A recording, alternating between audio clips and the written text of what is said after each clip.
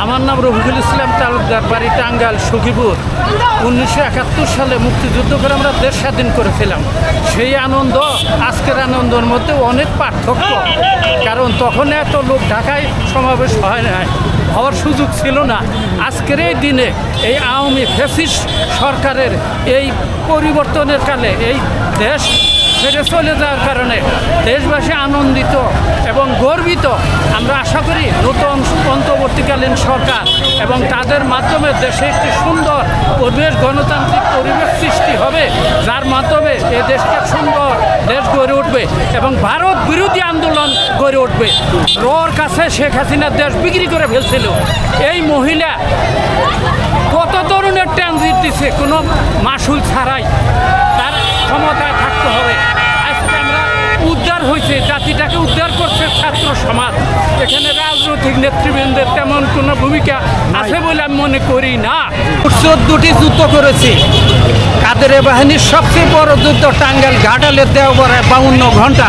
সেই 52 ঘন্টা যুদ্ধ মাত্র আমি কমান্ডার ছিলাম। আমাকে নিয়ে 6 জন লোকে 52 ঘন্টা যুদ্ধ করেছে, যেটা স্বাধীন বাংলা বেতার কেন্দ্র থেকে এই যুদ্ধকে 72 ঘন্টা নামে অবহিত করা হয়েছে এবং আমার নামের উপর সংবাদ বুলেটিন প্রচার হয়েছে।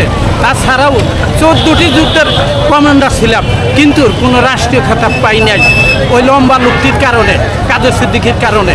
মুক্তিযুদ্ধের সময় খুব প্রিয় ছিলাম।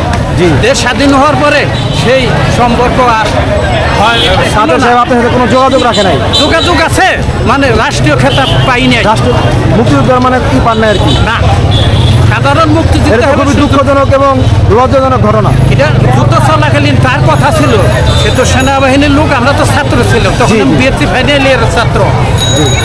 বললো যে দ্রোহী, দেশ তো স্বাধীন হবে, কিন্তু সেদিন তুমি আমি বাইসে থাকবো কিনা জানি না। যদি বাইসে থাকি, আমি যদি 1 নম্বর খেতাব পাই, তুমি 1 নম্বর খেতাব পাবা।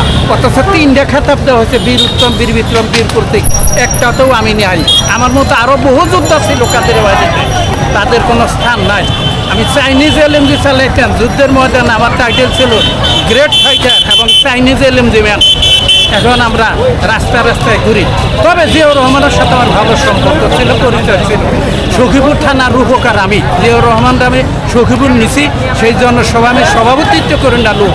1978 সালের 3রা ডিসেম্বর জিয়াউর রহমান সখীপুর গেছেন আমার আহ্বানে, এবং সেই জন্য আমি সভাপতিত্ব করেছি। ওই সময়ে টাঙ্গাইলে যতগুলো অনুষ্ঠান হয়েছে, আমি জিয়াউর রহমানের ডান বাম পাশে। 21শে মে টাঙ্গাইলের সবচেয়ে বড় গণযোগাযোগ ছিল জিয়াউর রহমানের 3রা জুন 1978 সালে প্রেসিডেন্সিয়াল ইলেকশনের প্রোপাগান্ডা। সেই প্রচার অভিযানে কালিয়াকোট থেকে শুরু করে মধুপুর পর্যন্ত 20টা মিটিংয়ে আমি জিয়াউর রহমানের ডান বাম পাশে। আমি ছিলাম তার একমাত্র মুখপাত্র টাঙ্গাইল ডিস্ট্রিক্টের। আমি রাজনৈতিকভাবে জাগো দলের একমাত্র কেন্দ্রীয় কমিটির মেম্বার ছিলাম টাঙ্গাইল থেকে। মুক্তিযোদ্ধা সংসদেও ছিলাম টাঙ্গাইলে। পরবর্তী সময় বিএনপি গঠিত হলে বিএনপিরও কেন্দ্রীয় কমিটির সদস্য ছিলাম।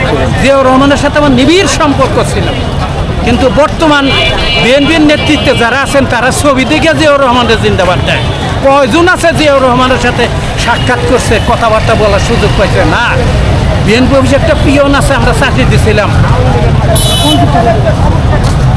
চাঁদপুর বারে, রুস্তম এখনো জীবিত। রুস্তম জানে সব কিছু। আমার সাথে প্রেসিডেন্ট জিয়াউর রহমানের কী সম্পর্ক ছিল। Thank you.